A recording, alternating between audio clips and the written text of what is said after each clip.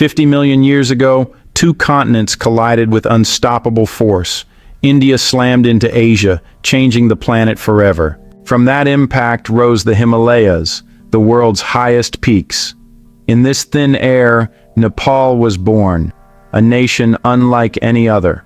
Prehistoric giants still roam its grasslands. Isolated villages cling to its slopes.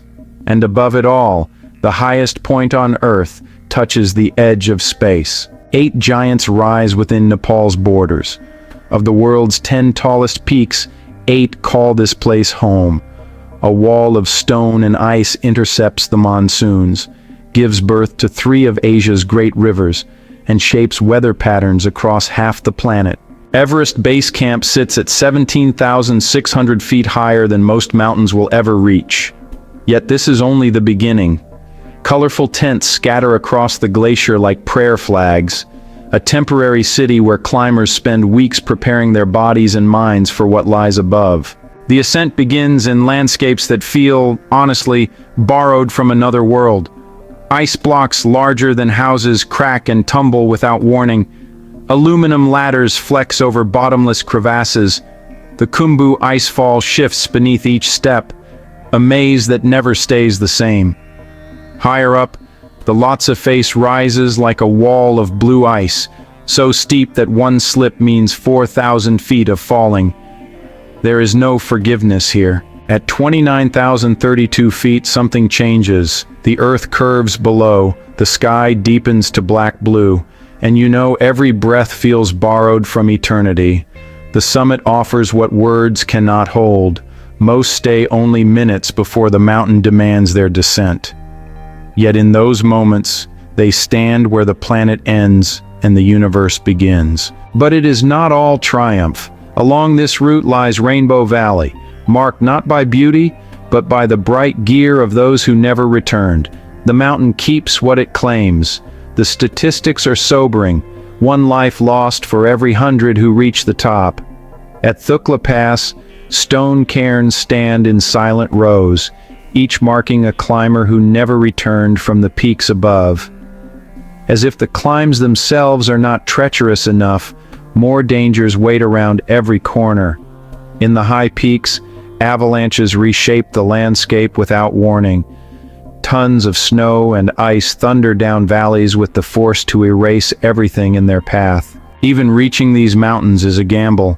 Lukla's runway ends not in tarmac, but in empty sky. Perched on a cliff edge, pilots have one chance to get it right.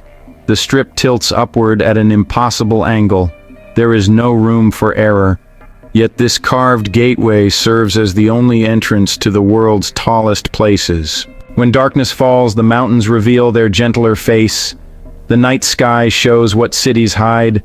Stars pierce the darkness with a clarity that feels almost violent, while the Milky Way spreads across the peaks like spilled light. And if Everest sounds dangerous, Annapurna shows even less mercy. 1 in 3 climbers who attempt her summit never return. Yet thousands walk in her shadow along the Annapurna circuit, a 3-week trek that circles the entire massif like pilgrims around a sleeping giant. The circuit reveals Annapurna's many faces across 230 kilometers. It begins where rice terraces climb impossible slopes in subtropical valleys. It rises through rhododendron forests that bloom like temples, then ascends to the moonscape of Thorong La Pass at 17,769 feet. Here, the air holds only half the oxygen your body needs. Prayer flags flutter against the thin wind. The trek crosses 20 bridges and passes through a dozen climates. Near Kame, glacial water plunges down sheer rock in ribbons of white against dark stone. What makes the circuit remarkable is not just the physical challenge, it is the cultural passage. Villages shift from Hindu to Buddhist as altitude increases, as if spirituality itself grows lighter with the air. Some make this journey on mountain bikes, pedaling along paths so narrow that rocks tumble into empty space with each turn of the wheel. The most determined climbers push on even further. Tilicho Lake, a turquoise mirror frozen at 16,000, 138 feet. It's one of the highest lakes on Earth, where water reflects the surrounding peaks in perfect stillness. And somehow, people have found ways to thrive in this impossible realm. The Sherpa people have turned guiding into an art form, reading weather patterns in cloud formations and finding safe passage through terrain that shifts with each season. They carry loads that would buckle most backs, fix ropes on routes they have memorized since childhood, and make decisions that keep expeditions alive in places where mistakes become permanent. Their work begins before dawn and ends long after climbers have retreated to their tents. Yaks move beside them with deliberate steps, carrying solar panels and rice sacks up slopes that seem to mock gravity. Built like walking wool factories, these creatures weigh as much as small trucks, yet navigate ice with broad hooves and thick coats. They pause to graze on grass that grows slowly in thin air, their breath visible in clouds that mirror the peaks around them. Scattered across these impossible heights, villages cling to life where most would perish. Dingboche sits at 14,469 feet, a village of stone walls and barley fields surviving in thin air. Behind its white stupa, Amadablam rises in perfect pyramid form, her glaciated face catching light while prayer flags stream between earth and sky. Lower down in Namche Bazaar, blue-painted stone houses cascade down the mountainside like an amphitheater. Market vendors sell yak cheese at 11,000 feet. Children play football on steep terraces where most struggle to breathe. The rock tells stories in layers of ochre and gold. Smooth formations curve like frozen waves polished by millennia of wind. Yet within these cliffs, something even more mysterious emerges. The sky caves of Mustang rise like vertical apartments carved into limestone walls. Who possessed the skill to hollow out these chambers? How do they withstand winds that strip the land bare? The mountains guard their secrets in silence, and where the physical world reaches its limits, the spiritual realm takes over. Tengboche Monastery sits on a ridge at 12,687 feet, its golden roofs catching light beneath Everest's dominating presence. Stone walls frame courtyards where monks gather in the shadow of the world's highest peaks. Here, meditation unfolds against a backdrop of ice and stone that dwarfs human ambition. But monks are not the only ones who have learned to thrive here. The red panda, resembling a living teddy bear, gracefully navigates bamboo forests at altitudes that would render most creatures unconscious. Evolution found its own solutions to what seems impossible. As we descend from these heights, another impossibility emerges. A fragile civilization built in a valley that never stops shaking. Here, 3 ancient cities have survived centuries of earthquakes that regularly rewrite the landscape. Kathmandu's Durbar Square unfolds like architecture from a dream. Intricate palaces rise alongside temples that seem to defy gravity and time. The Hanuman Doka Palace sprawls across courtyards within courtyards, each more elaborate than the last. At the palace entrance, Hanuman sits draped in vermilion and marigolds, his monkey face hidden behind cloth. Legend says his true visage is too powerful for mortal eyes. The Teleju temple towers above the square, its 3-tiered roof reaching toward heaven like a staircase for gods.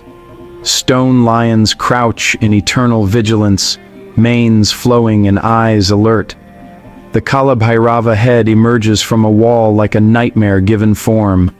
This mask of Shiva's destroyer bears teeth like daggers and a crown of skulls, so fearsome that oaths sworn before it are said to be unbreakable.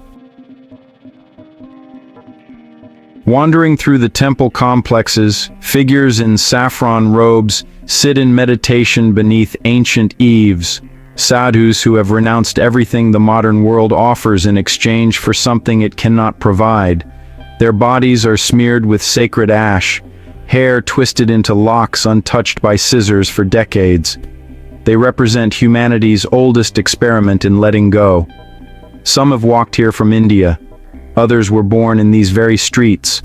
All have made the same choice: to own nothing, want nothing, and somehow find everything. Walking through these squares feels like stepping inside a craftsman's mind. Everywhere the eye lands reveals another detail. Window frames become geometric poetry. Doorways transform into portals guarded by carved deities. Even the humblest support beam carries centuries of artistic devotion. Beyond the palace walls, Kathmandu unfolds like a beautiful accident that learned to breathe. Narrow streets pulse with rickshaws and motorcycles weaving between ancient shrines. Vendors sell prayer flags from the same corners where their grandfathers once traded yak butter. Electrical wires tangle overhead like urban prayer beads, connecting medieval neighborhoods to Wi-Fi signals that flicker as unpredictably as temple flames. The city moves to its own rhythm. Temple bells mix with car horns. Incense smoke rises alongside diesel exhaust, as if chaos itself had been blessed by 1,000 gods and told to make it work. And somehow, it does. Still, you may recognize this building, the Parliament, not for its architecture but because recently it was set on fire during mass protests. Though Nepal is generally peaceful, its democracy is young, fragile, and still being tested. It's kind of a reminder that in Kathmandu, chaos can be both blessed and explosive. The Dharahara Tower rises above this urban symphony like a white lighthouse in a sea of terracotta roofs. Its 9 stories offer the only vantage point where the entire valley makes sense. Built 150 years ago, it watched over Kathmandu until April 2015. When a 7.8 magnitude earthquake reduced it to rubble in seconds. Yet it rose again, rebuilt even taller than before. At Buddha, the largest stupa in Nepal, rises like a white mountain crowned with gold. Its massive dome, commands reverence from every angle. Inside the stupa's base, the walls come alive with these intricate paintings of Buddhist deities and celestial scenes, all rendered in such vibrant colors. Pilgrims circle the stupa in an endless procession, their footsteps wearing smooth the ancient stones beneath them. Each clockwise turn is believed to accumulate merit and purify karma. Movement itself in this place becomes devotion. Colorful prayer flags strung around the dome flutter against the Himalayan sky. Speaking of flags, this is the only nation whose flag refuses rectangular form. Its distinctive double triangles, you might notice, mirror the peaks that define this land. 2 shapes stacked like mountains, representing both the Himalayas and the country's 2 major faiths, Hinduism and Buddhism. The flag flies, defiant in its difference. Along the sacred Bagmati River, Pashupatinath temple witnesses the eternal cycle. Hindu cremation fires burn day and night on stone platforms called ghats, where families perform final rites to release souls from the cycle of rebirth. Fire transforms flesh to ash, while the sacred river carries remains toward liberation. At the temple's heart stands something extraordinary, a sacred lingam with 4 faces of Shiva, gazing in the cardinal directions. The main temple complex survived the 2015 earthquake virtually untouched, though outer buildings suffered damage, as if the sacred flames themselves had stood guard. The valley harnesses its rivers through concrete dams built to generate power, yet electricity still vanishes from entire neighborhoods for hours each day. These are planned outages to manage. Sometimes, demand just exceeds supply. Ancient temples return to candlelight and oil lamps, illuminated as they were centuries ago. Living here might feel like stepping back in time, but honestly, the valley has its own relationship with time entirely. Nepal keeps its own time, following the Bikram Sambat calendar, which actually places the country 57 years ahead of much of the world, as if this valley exists in its own temporal dimension. The relationship with time shapes everything here, past and present existing side by side rather than in sequence. Ancient temples return to candlelight and oil lamps, illuminated as they were centuries ago. Living here may feel like stepping back in time, but the valley has its own relationship with time entirely. At Rani Pokhari, the historic pond reflects both ancient temples and modern apartment blocks. Time layers itself in these still waters. In nearby Bhaktapur, time moves even more slowly. This medieval city feels frozen in the 15th century, its cobblestone squares dominated by the Nyatapola temple, 5 stories of perfect geometry that have withstood every earthquake the earth could deliver. Stone steps ascend like a stairway to the gods, flanked by pairs of guardian statues growing more powerful with each level, from wrestlers at the base to elephants, lions, griffins, and finally goddesses at the summit. The 55-window palace rises above Bhaktapur's square, its facade lined with carved wooden frames that have watched over the city for centuries. Among these windows, one stands apart, an intricate peacock carved in relief, its feathers spread in eternal display. Every detail is rendered so precisely that the wood seems to breathe with life. High above it all, Swayambhunath crowns its hilltop like a watchful guardian. The monkey temple surveys the entire valley through ancient eyes. Buddhist prayer wheels spin endlessly as pilgrims give them gentle pushes. Copper cylinders containing thousands of written mantras turn in ancient rhythm, each rotation equal to speaking every prayer inside, devotion made mechanical, faith set spinning by human touch. Rhesus macaques have claimed the temple steps as their domain, bold enough to snatch offerings from pilgrims' hands. In Kathmandu's streets below, troops of monkeys navigate power lines and rooftops with the confidence of urban natives, treating the ancient city as an elaborate jungle gym built for their amusement. From this sacred vantage point, the whole expanse of the Kathmandu Valley spreads below. 3 cities that have danced with destruction for centuries and somehow keep spinning. From this valley, a new road pushes south toward entirely different challenges.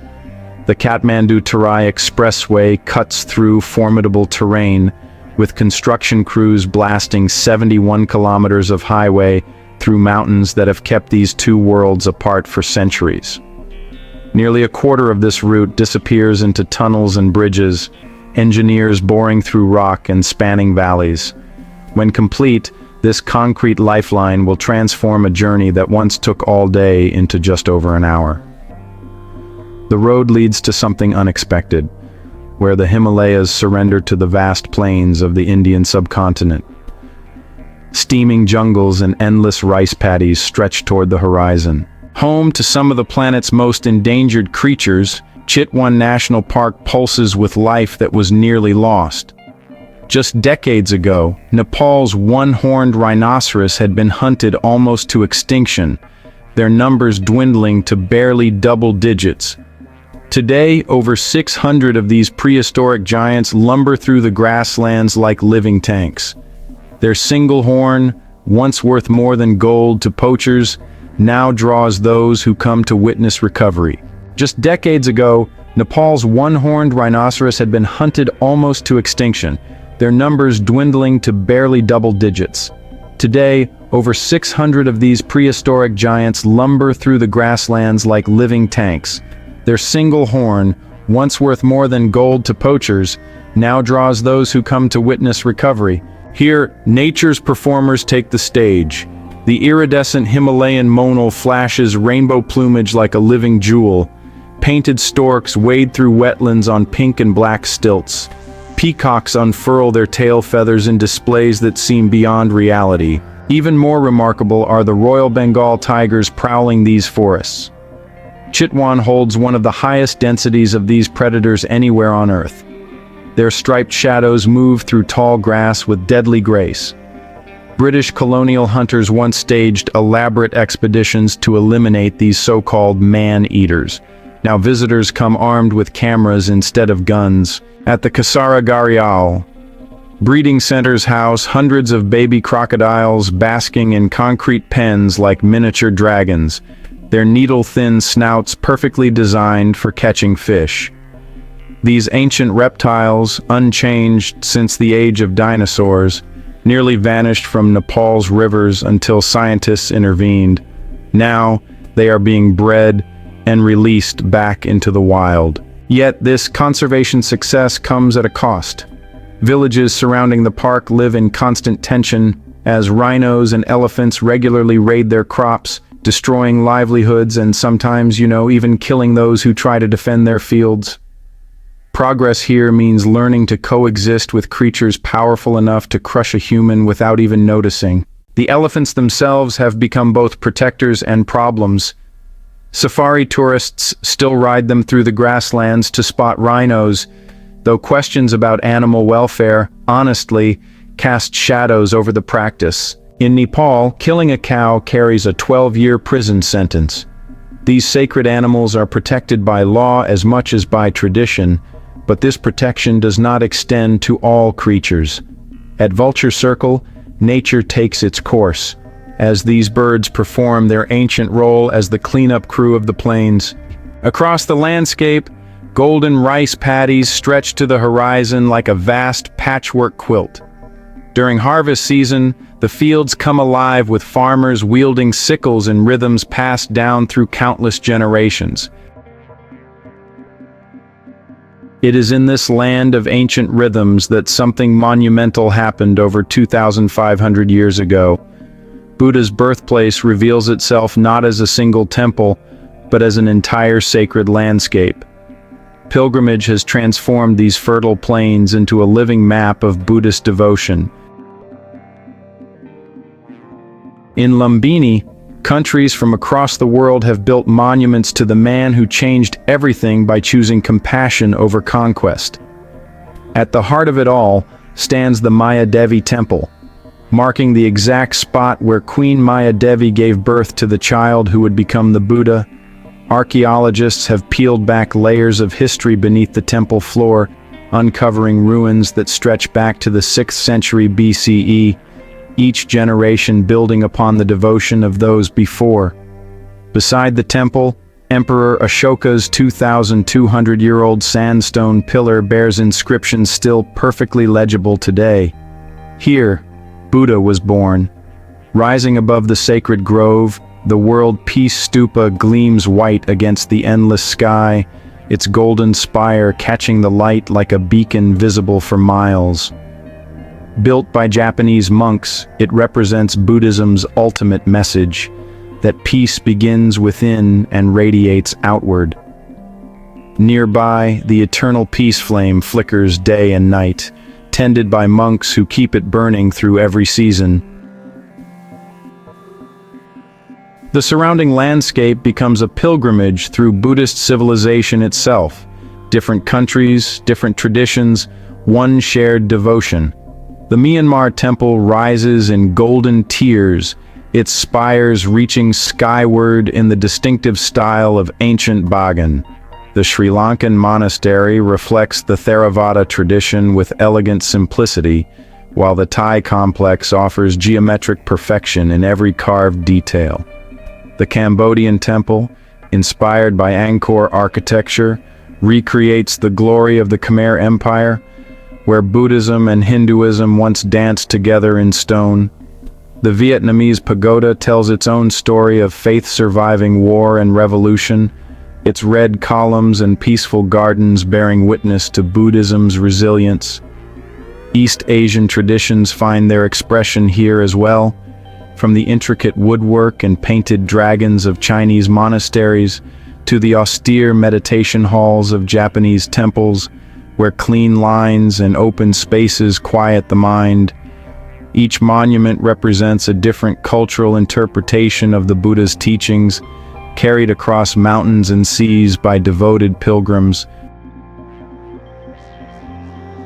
At the heart of it all, a massive golden Buddha statue sits in eternal meditation, its face serene despite the chaos of construction and pilgrimage swirling around it. This is more than a birthplace. It is the ground zero of a philosophy that spread across half the world without raising a sword. In Lumbini, the most powerful person in history turns out to be someone who gave up all his power for the idea that suffering could end.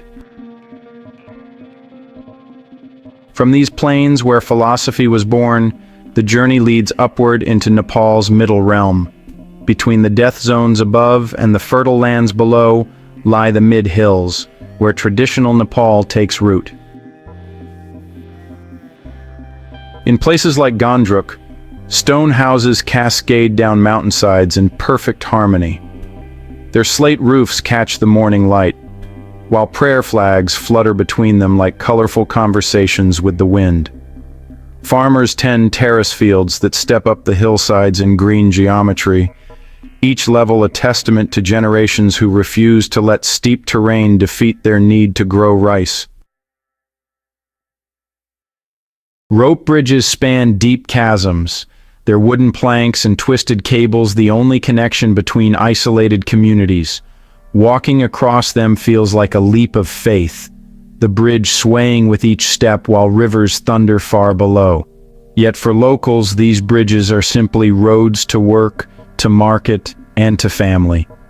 Mules cross these same bridges with loads strapped to their backs, their hooves finding sure footing on swaying planks. They carry everything from rice sacks to roofing materials between villages that roads will never reach.